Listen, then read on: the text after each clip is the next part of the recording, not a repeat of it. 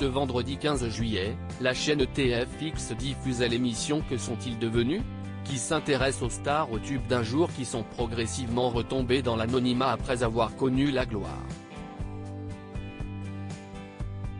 Ce fut notamment le cas d'Indra, la chanteuse et comédienne suédoise.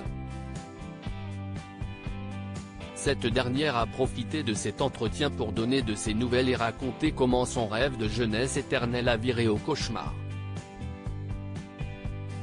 Tout a commencé lorsqu'elle a décidé en 2006 de faire une injection de Botox. Je me rappelle, j'ai eu 2 explosions derrière la nuque. Comme quelque chose qui pétait, tout qui avait lâché. Je sentais la tête qui descendait. J'étais bloqué vers le bas. Je commençais même à avoir une luxation de la mâchoire tellement ça tirait vers le bas, s'est-elle confiée face caméra, en expliquant alors avoir développé un syndrome.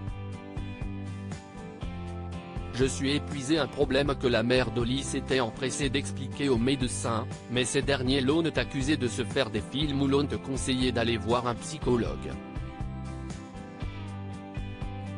Si est-il terrible d'entendre ça. On me dit souvent, pourquoi tu es gonflé? Tu fais des injections? Non, si est-il l'édème, si est-il le poids, a-t-elle expliqué. Une situation qui s'est empirée à cause d'un traitement à la cortisone, qui a rendu les symptômes du syndrome encore plus dévastateurs. J'étais avec mon fils dans le parc et tout d'un coup ça a lâché. Ça faisait comme des élastiques qui partaient en arrière, comme si on avait lâché. Et puis le nez, il y avait de l'eau qui coulait, des litres. Je sentais le visage se vider, a-t-elle détaillé, avant d'expliquer que si est un syndrome et si est une souffrance constante. Je suis épuisé.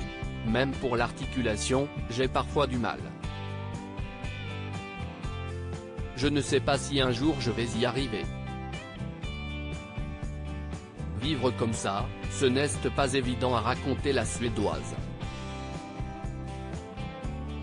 Le Botox, ce n'est vraiment pas anodin. Il faut faire un état des lieux sur ce qu'il est possible de rendre au niveau du visage. Et ne pas essayer de revenir en arrière sur quelque chose qui ne pourra plus être fait, a-t-elle rajouté, de quoi en refroidir plus d'une, à une époque où cette pratique est devenue pratiquement monnaie courante.